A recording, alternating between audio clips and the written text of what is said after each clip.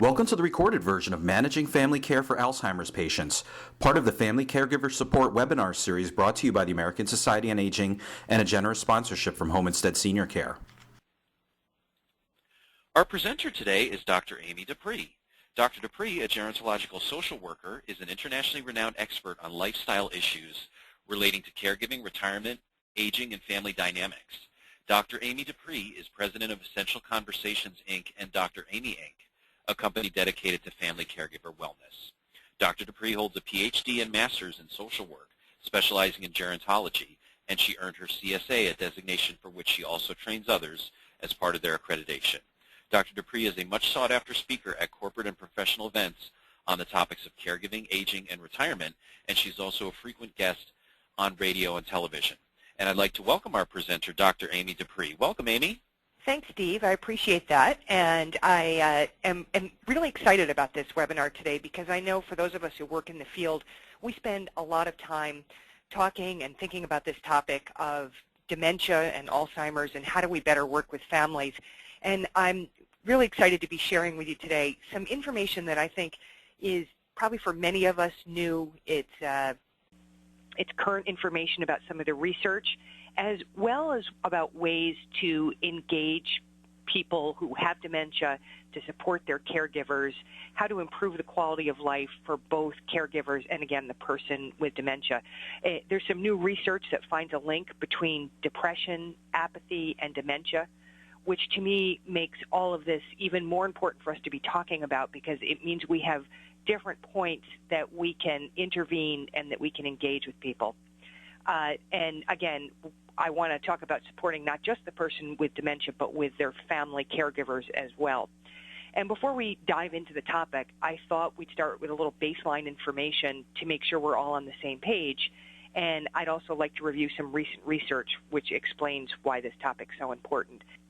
I want to chat with you about this because according to research that was just published last month in the journal Neurology, the number of people in the United States with Alzheimer's is expected to rise to 4.7 million, from 4.7 million in 2010 to 13.8 million in 2050. I think about that increase because it's really, to me, an incredible wake-up call about why all of us need to be so concerned about this topic. The fact that we're talking about going from 4.7 million to 13.8 million, of course, hopefully this will not happen because hopefully we'll discover some new ways to have breakthroughs in this to prevent the disease, to treat the disease. But right now that's the forecast.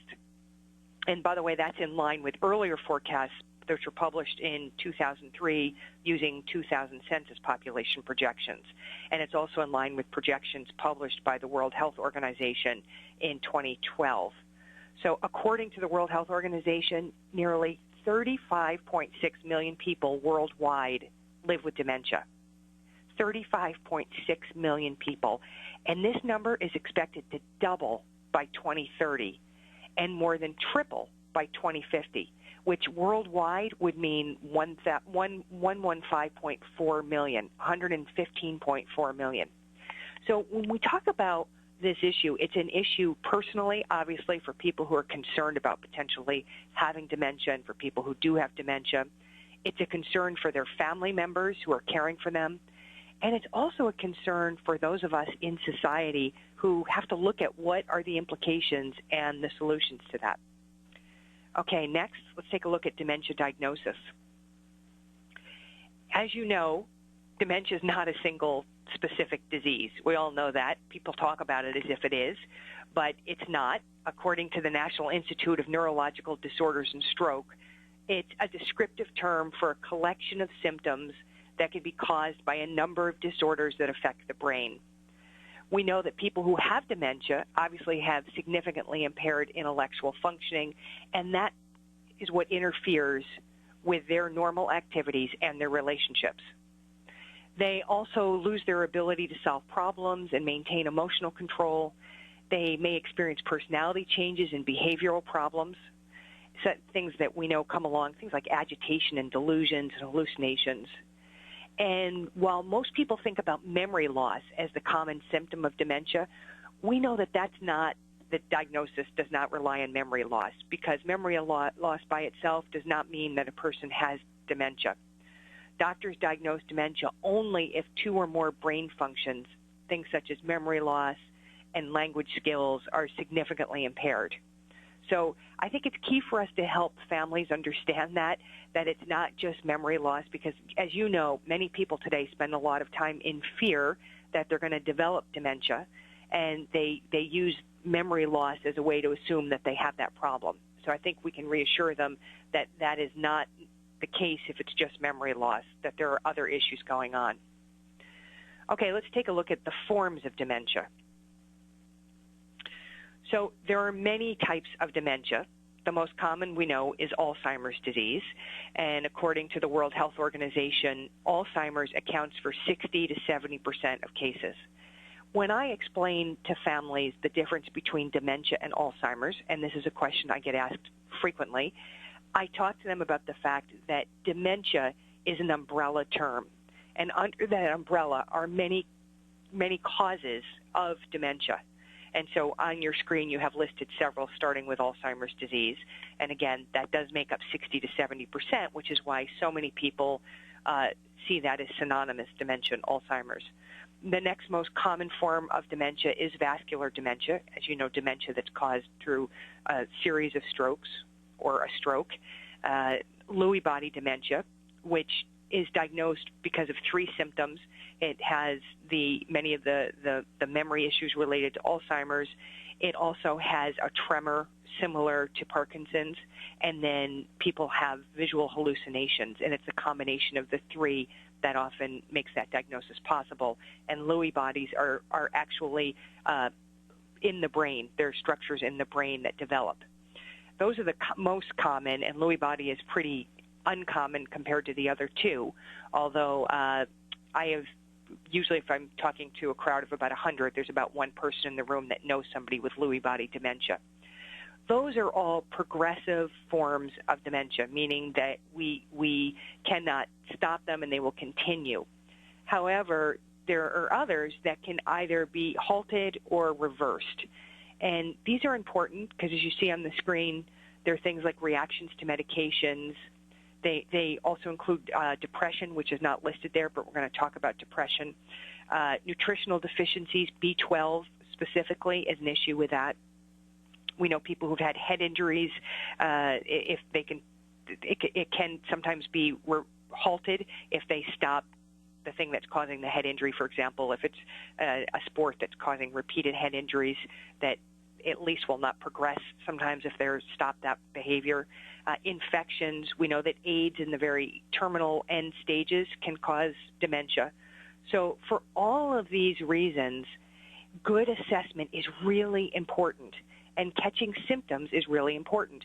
Another one, that it says they're infections. We know that people who have infections often have either dementia or they will have the symptoms of that. And if you take care of the infection, the issue goes away. So I think one of the things we have to encourage people about is assessment, assessment, assessment.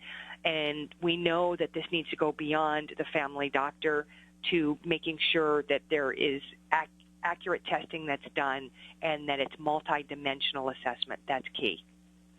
Okay, let's move to the next slide and talk about depression and dementia.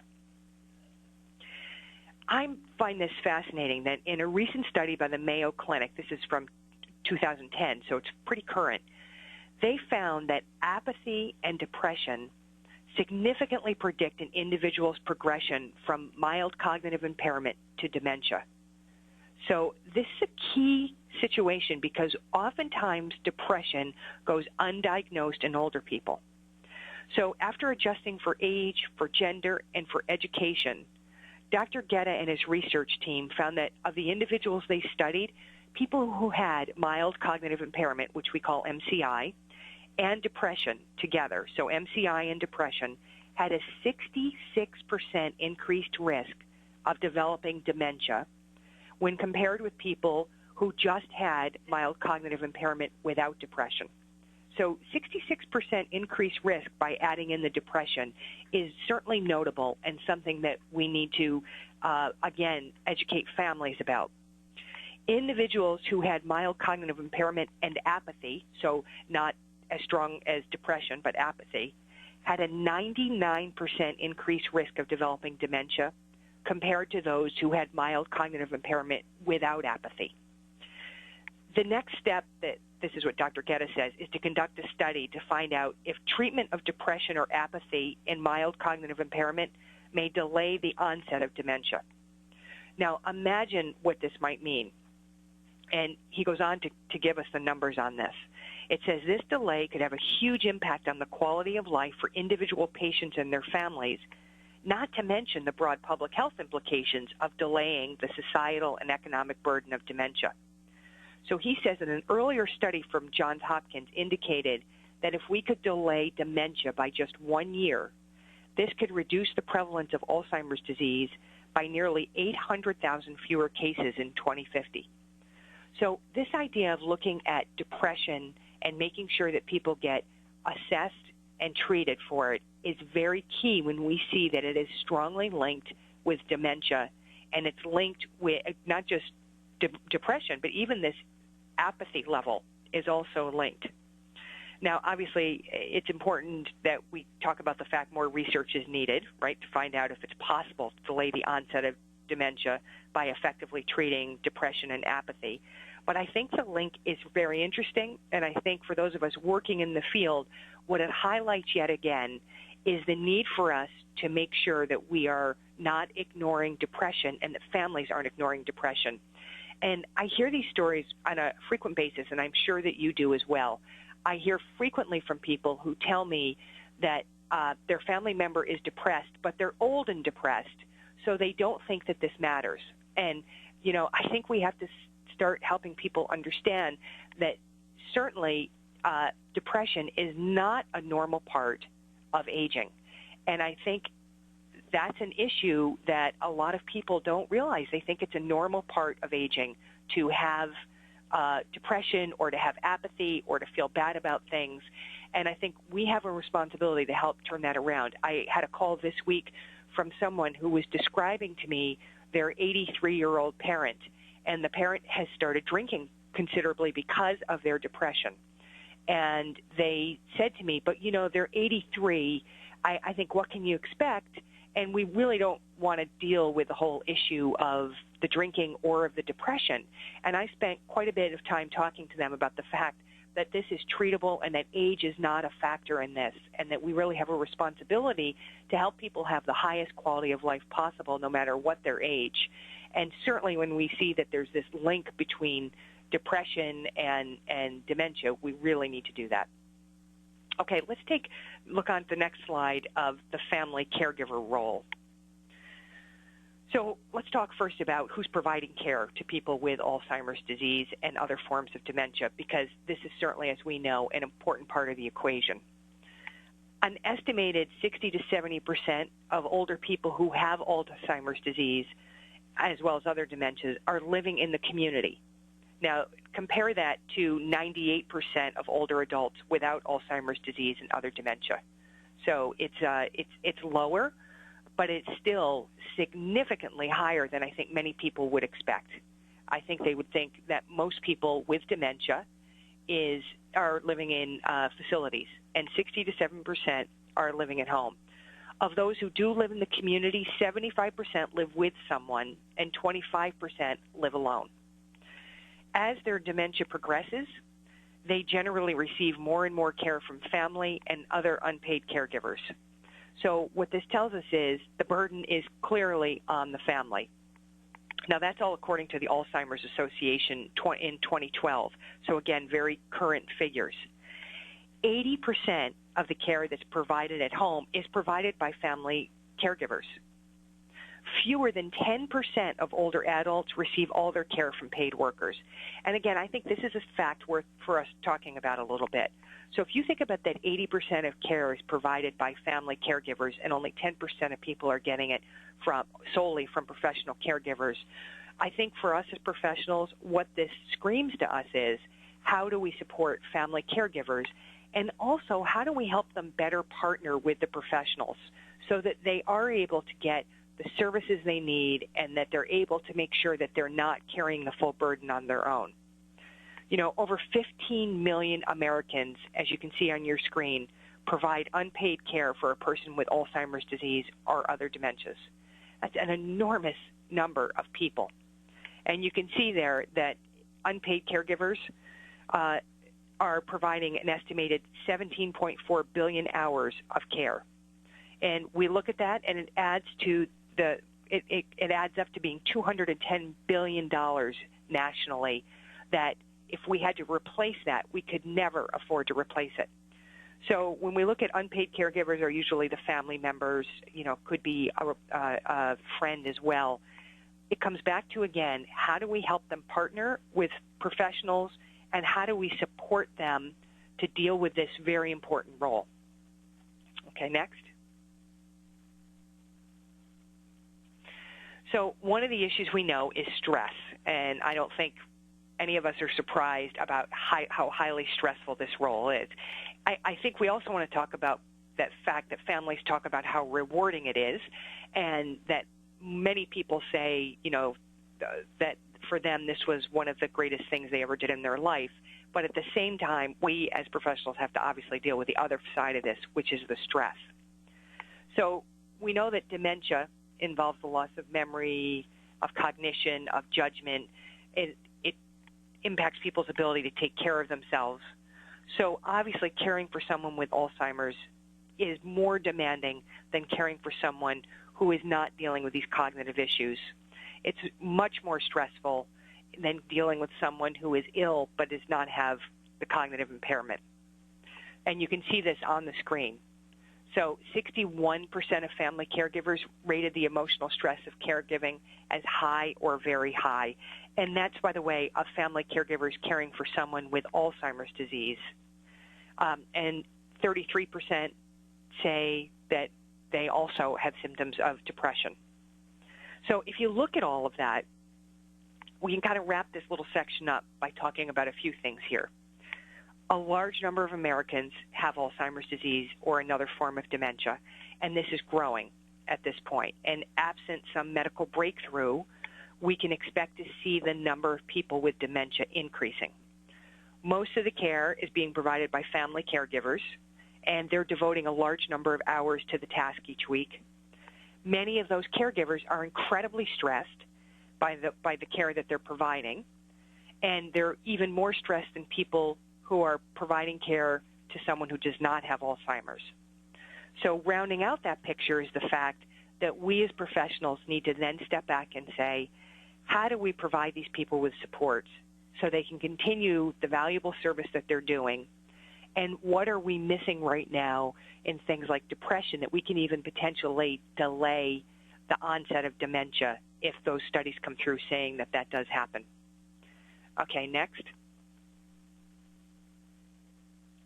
So when we talk about supporting family caregivers, what we want to talk about are these three areas: the emotional and self-care, how do we help families with that; education, and I would actually call that education and information; and then services, and I would actually expand services to be services and products, because sometimes it's those things. If you look at these three areas, each of them is important for families to be assessed on, and each of them needs to be addressed. And what we're going to do for the next section of this webinar is we're going to go through each of these so we can talk about what we can help families with for those three areas. Next. So you see here the slide on education, and I think, again, we want to call this information and education, because in the beginning, when a family member receives the diagnosis of dementia, whether it's Alzheimer's or a different form of dementia, everyone, if the person with the dementia is functioning at a high enough level that they can absorb this diagnosis, this impacts them obviously significantly, and certainly the whole family. And many people, when they get this diagnosis, have only a fear reaction because they don't really know what it means, and they don't know what the trajectory of the illness will be. and they don't understand the difference between Alzheimer's and different forms of dementia that you see there. They don't perhaps know symptoms or what to expect. And there was a period in my career when I worked with families at the point of diagnosis at a geriatric assessment clinic. And I can remember it's like any other bad news or loss. The shock factor is so great for families, and then it's having to absorb it and to figure out, okay, so what do we need to know? And I think depending on where you're interacting with family members on this journey, it's important to realize that they can only absorb so much and that they may need you to hand them resources that as they come out of the fog and the shock, that they can explore those resources as well. Of course, another thing we need to educate about is depression, causes, the symptoms, when to see the doctor, and the fact that it's not a normal part of aging and that there's a link that they're finding between depression and dementia. And then educating people about caregiving techniques, and we're going to talk about resources in a few minutes, but what many family members struggle with are the ways to manage behavior, as you know, as it starts to get difficult. How do you help a person who has dementia have the highest quality of life possible and spend as little time as possible feeling agitated and upset? And we know now that there are good techniques that can be helpful in this, and that many times they're not intuitive for people. I have had the good fortune recently of doing a number of live web chats about these topics of Alzheimer's disease where family members wrote in questions. And over, the questions that come in are often about, how do I get my dad to understand my mom isn't forgetting on purpose or doing these things on purpose? You know, he gets frustrated or he keeps trying to tell her what the actual fact is when she can't absorb it. And I think, again, when we've worked in the field long enough, we know that this is one of the big struggles for families, and the idea that they're looking at someone who quite often looks exactly like they have looked, but their brain is not working in the same way. And it's, I think, very challenging for a spouse who has lived with somebody for 40 or 50 years to absorb the fact that this person they've loved dearly no longer can think the way they used to think. And it can become very frustrating. And if you've been on webinars with me before, you know, I've talked about this situation where my mother had dementia through a stroke, and so she had vascular dementia. And my father, who was a fabulous caregiver, would sometimes have expectations about things with her that just were not realistic because she could no longer process the information. And my dad really did understand most of the time, but it's hard to remember that all the time. And when somebody does things so out of character from who they are, I think it's still shocking for the person who has who's caring for them, that this isn't the person that the same person in their thinking that they have been. And I think that's the real challenge. I know one of my favorite stories with my dad was around the fact that my mother, when he served a certain soup, this vegetable soup, would spend the whole meal taking the vegetables out of the soup and putting them on the napkin next to her. And she'd only do it once every so often when he served the soup, but it made him a little nuts because he wanted her to eat the vegetables. And he really thought she was doing this on purpose to drive him crazy. He'd say to me, you know, she's lost control over everything, and she knows this makes me crazy. And in actuality, I don't think my mother had any ability to process any of that. I don't know why she took the vegetables out of the soup, and my guess is she doesn't know why she took them out of the soup. But there was a man who very much day-to-day got it, but would have these moments where he didn't understand.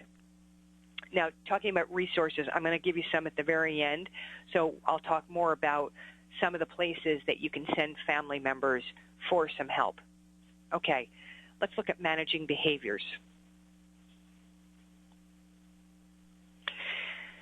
So when you talk about what kind of education do family members need, they often need help with the challenging behaviors. And as you know, this is the thing that makes it often very hard to care for somebody with dementia, is the fact that they can get into behaviors that are difficult for the caregiver, including things related to delusions. They can sometimes become aggressive, the wandering, being agitated, refusing to do anything, being very repetitive. So what families really need are practical tips that they can use to manage these. And you see 4 on the screen.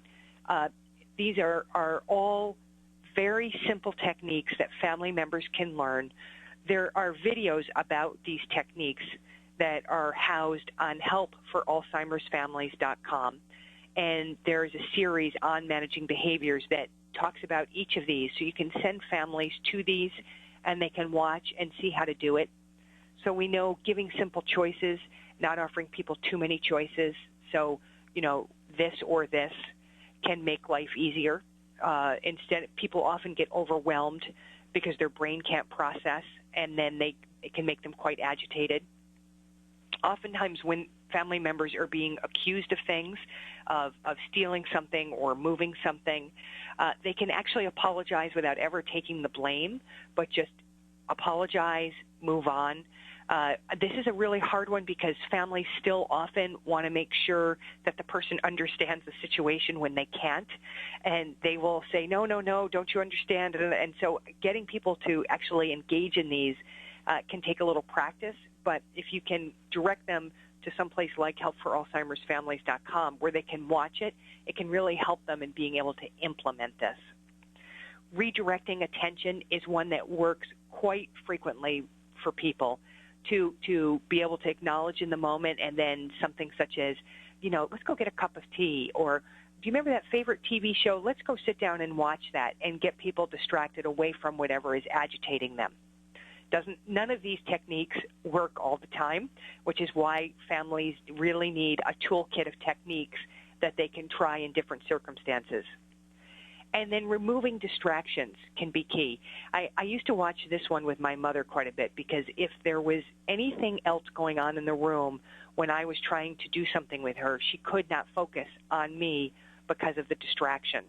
And we see this a lot with people who have brain limitations, that they're no longer able to tune out something going on. So making sure the distraction is removed is key. And one of the times I think we really have to work with families on this is around the holidays, when they think they want to bring their family member who has Alzheimer's to a family gathering. And there just may be too many distractions and too much going on for the person to even enjoy it. And sometimes having a simpler gathering or just one person coming over to be with a person ends up being more enjoyable for the person with dementia and for the family.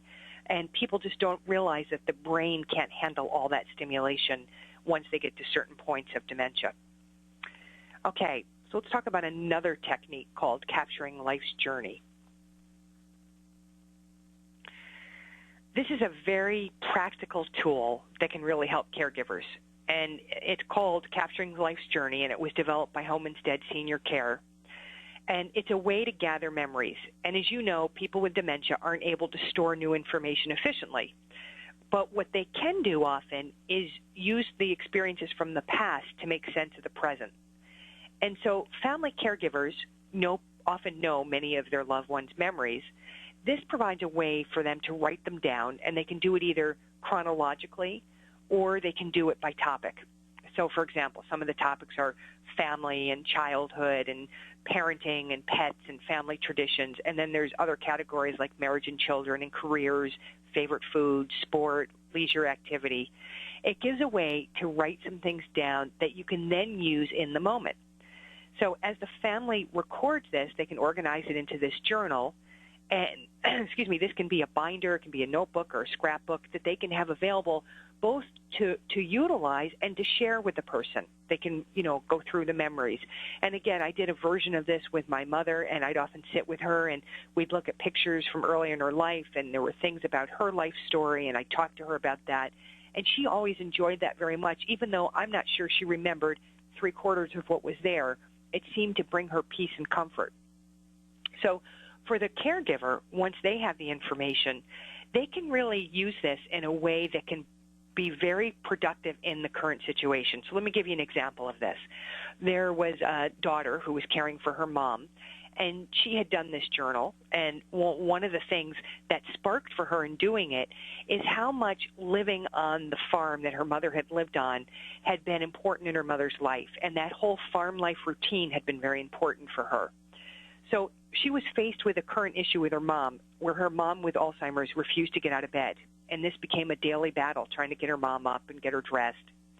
And so the daughter thought about this whole lifetime her mother had spent farming, and she decided to try to utilize that information in the current. So she went in the next morning and she just said to her mom, "Good morning, Mom. It's time to get up and do the chores." And her mother immediately got out of bed and got ready and started the day.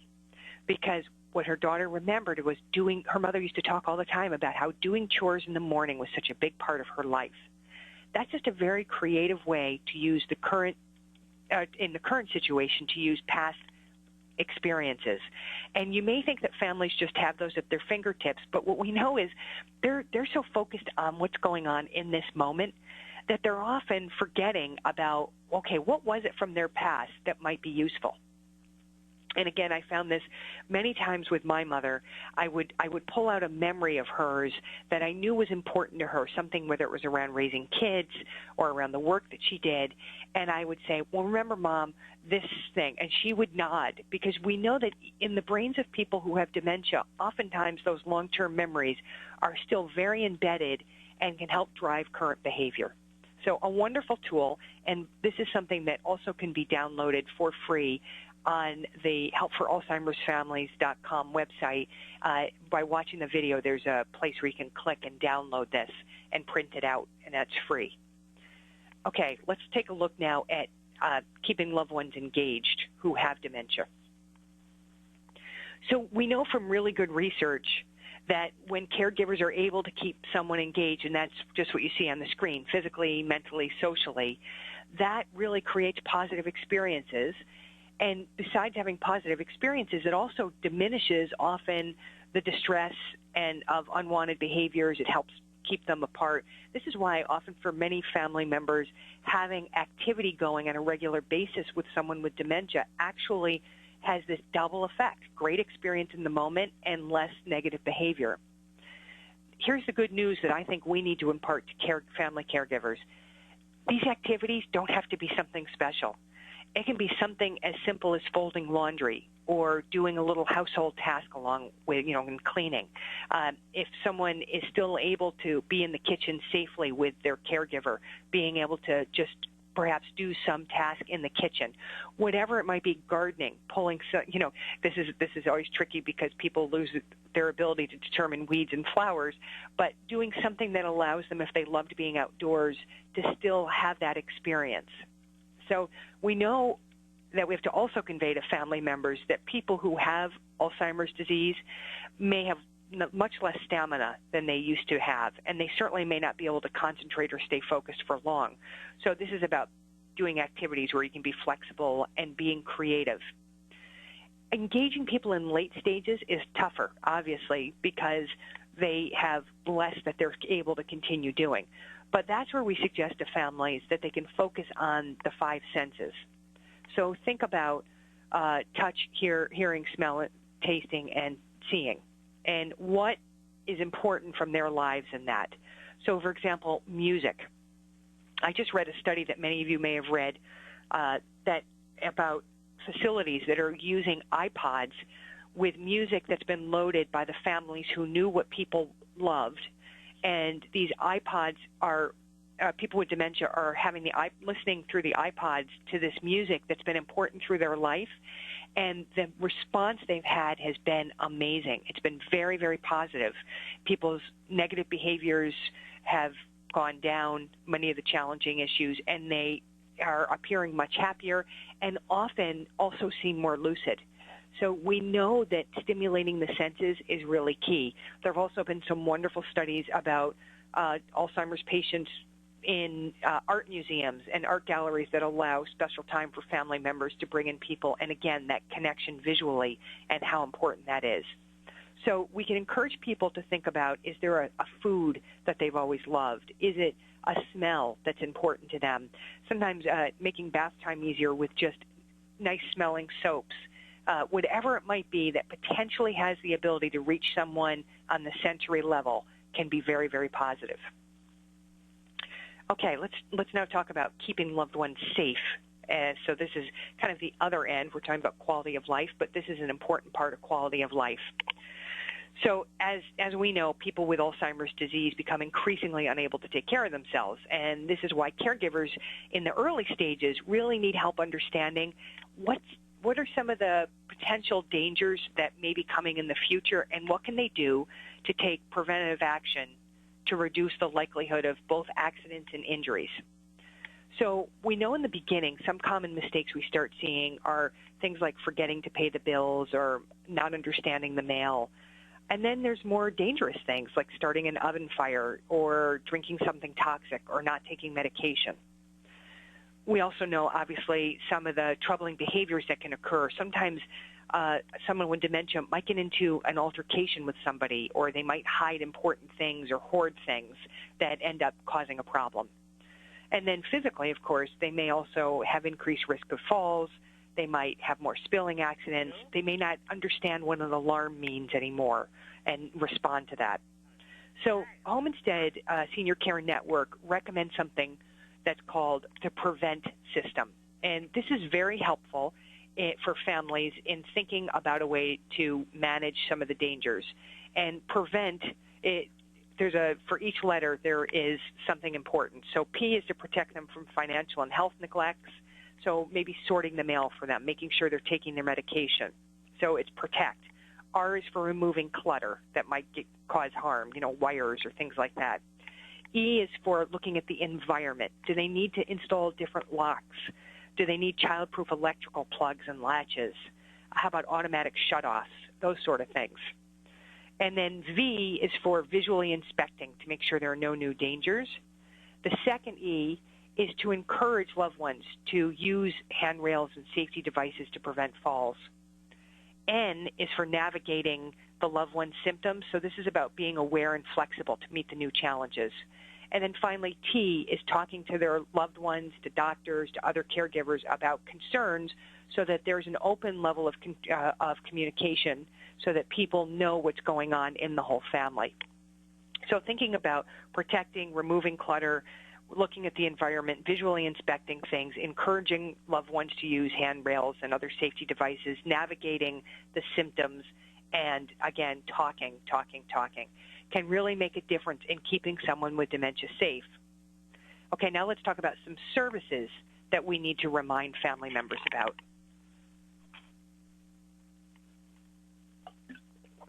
So 3 services that are really key for someone who's living in the community, and remember, we have most people in the community: home care services, adult daycare, and respite care. And I've been working in this field almost 30 years. I started as a home care social worker, mainly working with people who had dementia. I've also had experience with adult daycare and respite care. I think so highly of all of these services as a professional and as a consumer, because it is what kept my mother in her home for 8 years with my dad with very serious disabilities from a stroke. And I just found that my mother's quality of life and my father's quality of life was so great because of this. So I feel very strongly about these. Obviously, we have to talk to family about what home care can do. And sometimes the best gift of home care is just giving the family caregiver a break. It may not even be so much the tasks they're doing as that. Knowing that their loved one is safe so that they can get out and just have some time on their own or run errands or go to work, whatever it might be. So home care obviously can run the gamut of that sort of attention right through personal care, cooking, providing house cleaning, providing companionship. All of that is really a key part of home care. In my mother's case, she required a lot of personal care that my dad couldn't do, but it was provided by these 2 wonderful home care workers morning and night, and allowed, again, my mother to stay in the home. And in combination with that, my mother used adult daycare services. So my mom was in an adult day program from 9 to 3, 5 days a week.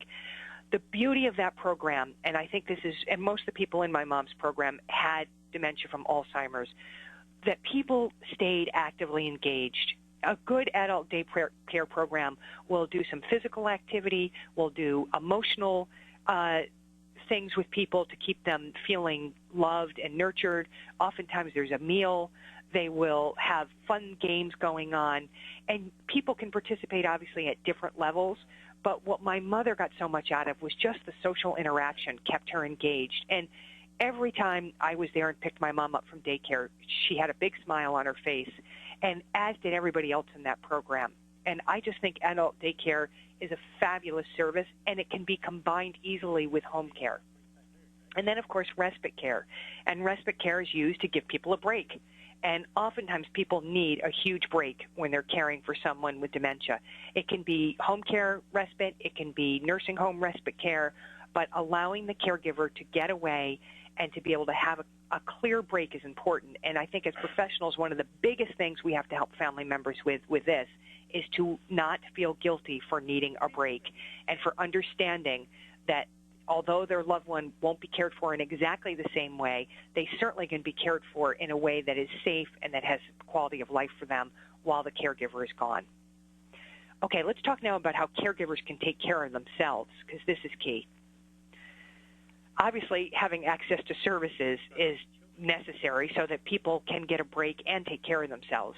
And you see here 5 very important things. So relaxation technique, self-care, regular exercise, balanced meals, medical checkups. And I think we know from too much research that people caring for a family member with dementia often ignore their own care, and that then we end up with 2 patients instead of 1. So we have to find practical ways to encourage family members to do this and not just make it another mantra of, well, you need to take care of yourself, which I know frustrates people to no end. So what can we suggest? I think 3 things specifically that we can suggest to people are to think about doing self-care, staying connected with others, and relaxation. And you see some of the taking care of themselves things on there. But we want to talk about how can they do these things specifically. You know, obviously there are relaxation techniques that can counter stress in our lives. Just deep breathing a few times a day can really help reduce anxiety. You know, meditation, yoga, other ways that we can suggest. But if people are saying, I don't have time, you can say to them, just stop and deep breathe a few times and do it every 2 hours. And it will help people relax in doing that. We know all the symptoms that occur if people don't do that. So I think it's important that we really push this self-care.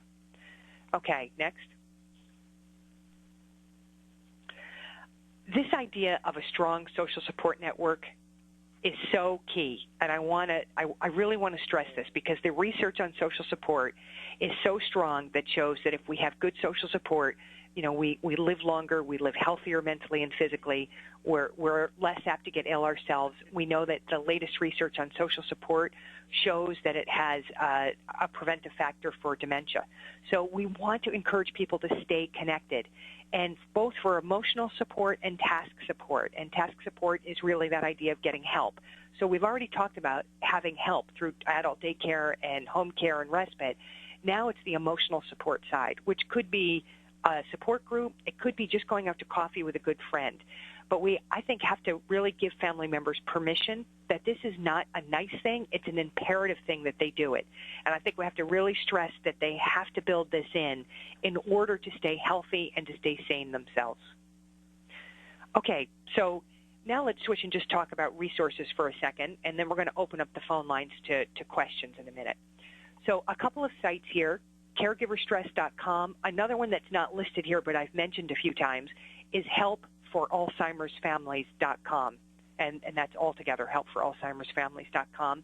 Obviously, the Alzheimer's Association, their website is filled with fabulous resources, and you can click on where you live and pull up the local resources. Caregiver Stress, also, there are lots of videos on both of those sites that can be helpful to family members who are caring for somebody with dementia. Okay, next steps. Let's talk about where do you go from here. I think it's this idea of how do you support family members best. And I always think it's about us going back to a beginner's mind on this.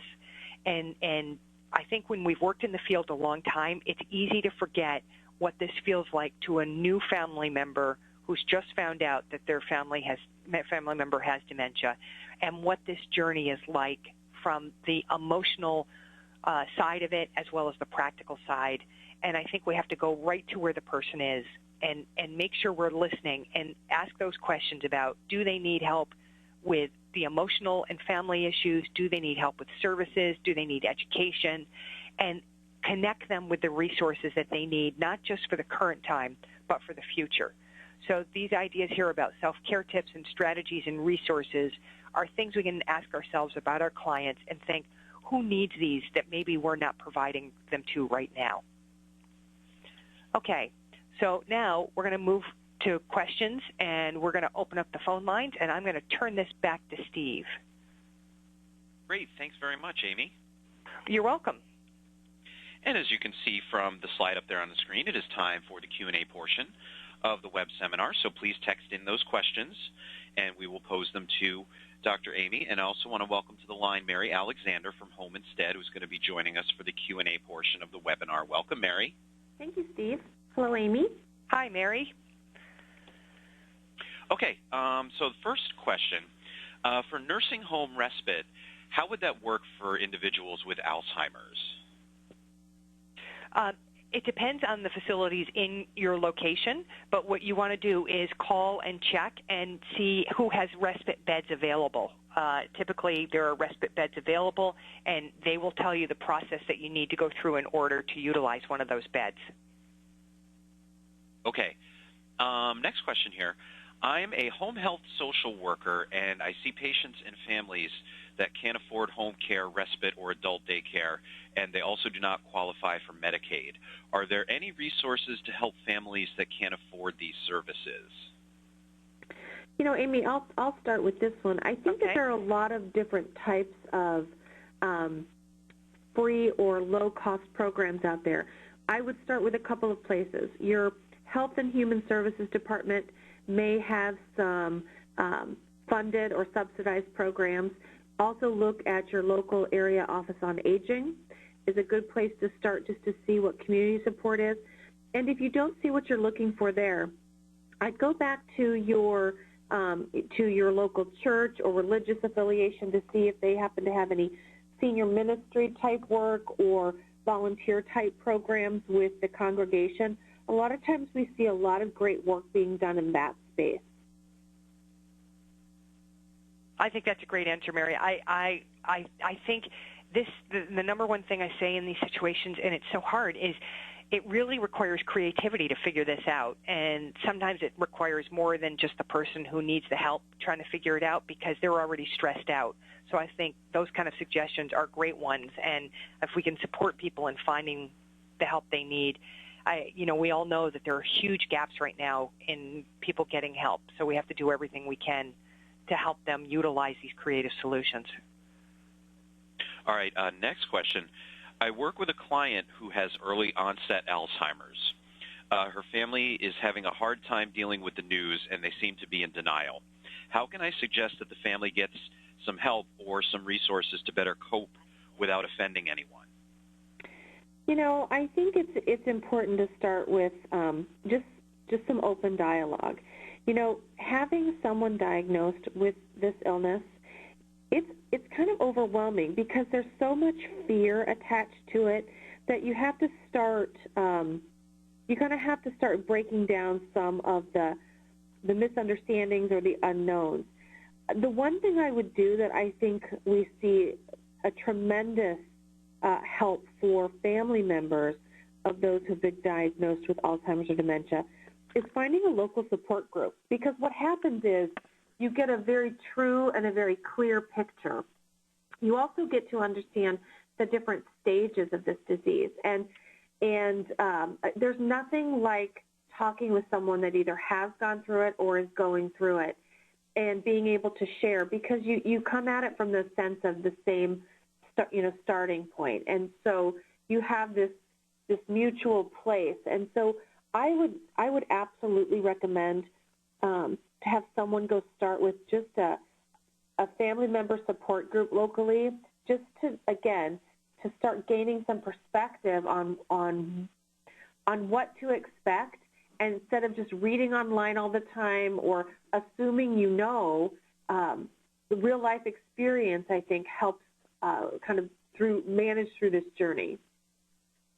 I completely agree with that, and I think the biggest experts on how to help, with various issues are families who are already in the situation. And, people have tried things. I heard this incredibly creative story recently about something somebody did when I can't remember the whole story, but the husband was she was driving him in the car, and he saw himself in the rear view, in the side mirror, and thought that she had another man in the car. And she was able to create this very comfortable situation where he said, "Oh, don't worry, we're going to drop him off," and, stopped, and she moved the mirror so he couldn't see himself. And I thought, what a creative solution to the, he was incredibly agitated and couldn't be reasoned with. And that's the kind of thing you can only get from family members who are in the midst of those things. And I think there's just no better support for both emotional and the practical support than we're sitting in a group of family members.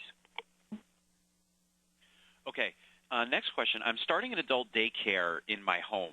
Is there an assessment or questionnaire that I can add to the welcome packet?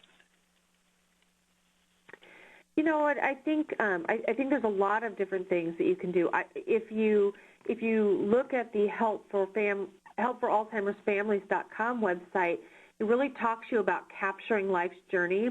You could incorporate some of those questions, again, to better help the clients at your adult daycare center with managing their behavior. So if you know someone was in the military and they spent most of their life in that, from a job perspective, you might be able to help manage behaviors if you can't get them to do something by saying, you know what, we're going to be having an inspection here in an hour, and so we need to tidy up this area.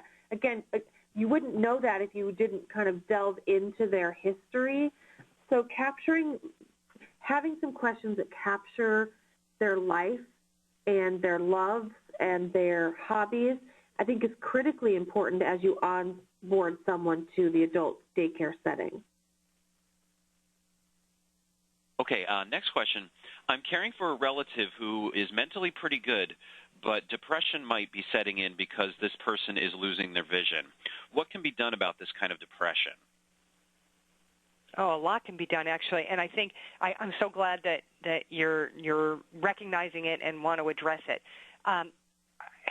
There is depression that occurs situationally, but if it continues, that's when you want to make sure it gets addressed. So there is both. First of all, a good assessment needs to be done, and I've said this before, and I'm sure I'll say it many other times. The thing about depression and dementia is their symptoms overlap a lot. 2/3 of the symptoms are the same.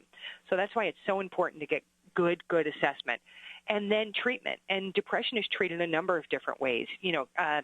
It can be treated through, it may be a support group that provides a perspective shift for somebody. It can be counseling. It can be medication.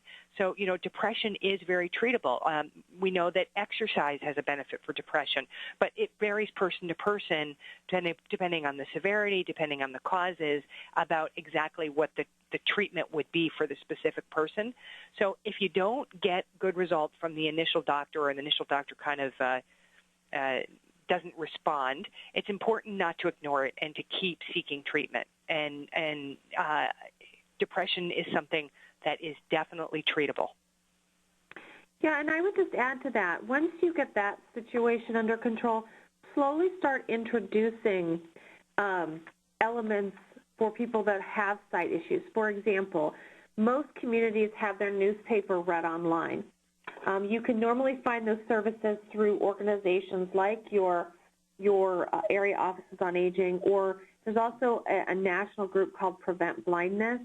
So start to introduce very slowly elements that your family member, your client, still wants to do, but maybe they can't do anymore because of their sight. Okay, I have to ask this one next because I love my pets so much. What about pets for support? Fabulous. I love pets too. I think it depends on the person, but if pets have been a sense of support in their life, then it's likely that will continue for them. So I think that idea of we know there's been all sorts of stuff done around pet therapy. It can be incredibly effective. It's why many places, facilities have pets at them. And I happen to be in a hotel that has a resident pet living here, and I keep watching everybody go over and pet this lab. For many people, that's a huge sense of support, and especially as they've had losses of a lot of family members, they get this, unconditional love from a pet. So it can be an amazing sense of support. I would agree. And from the home care perspective, we like to see pets as well. We would just say that as you look at introducing a pet into a senior's life, you have to make sure that there's some additional safety nets put into place. For example, they have to be able to let the pet out, to use the bathroom or to have some exercise. So the yard has to be, absolutely secured. Gate latches and those types of things, easy access to the door in and out. So those things, you just have to take some extra steps to make sure that the senior can manage the pet care while they're at home. And Mary, that just triggered something else I want to say, because I think this is key. You also have to make sure the person wants a pet. My dad was a lifelong pet lover. We always had them growing up. And when after my mom passed and he was alone, I was sure he would love to have a cat. And my father was very strong, that was going to be my present to him, that he did not want a cat because for him that felt like responsibility and he wasn't sure he could manage it. And, this is a man who raised 5 kids, so I was kind of surprised by his reaction to that. But that he just said, I don't want to have to worry about a pet, and what if they get sick, and how would I get them to the vet? So for him, that felt like a stressor. So I think we have to just make sure that the person wants the pet, and that isn't us who wants it for them. Okay, Amy, you were talking earlier about caregivers caring for themselves too, and this next question ties into that, and it's so important. The question is, as a caregiver support specialist for an area agency on aging, I provide respite services and caregiver support groups through the Older Americans Act, and I find it very difficult to convince families of the importance to take the time for themselves. How can I convince caregivers that giving to themselves is important? This is $1 million. Go ahead, Mary. Isn't it? Yeah, it's the $1 million question, right? Do you want to answer that, Mary? Go right ahead. No, go ahead. I was just going to say, it really is the individual family member that you have to look at their situation and kind of see what will reach them in this case. So, for some people, I use analogies a lot with people around things, and I talk about, do you plug your cell phone in to when the battery gets low? And they always say, oh yeah, of course, and I say, well, would you expect your cell phone to continue to work if you never plugged it in? You are much more complex than your cell phone. To think that you can continue to go without plugging in is a dangerous thought, and sometimes people get that analogy. I talk about it as a marathon, not a sprint, and the fact that they have to create sustainable behaviors. And then I talk to them specifically about what their fears are. So what are you afraid is going to happen when you're gone? And try to address the practical as well as the emotional. Tell me what your concerns are and how do we overcome those? Because just telling people not to be concerned doesn't help. I think we really have to go right to the practical. Okay. Well, we are just about out of time for today's web seminar, but Dr. Amy Dupree and Mary Alexander, I want to thank you for joining us today and for a very dynamic and informative presentation. Thank you. Pleasure. Thank you. Bye-bye.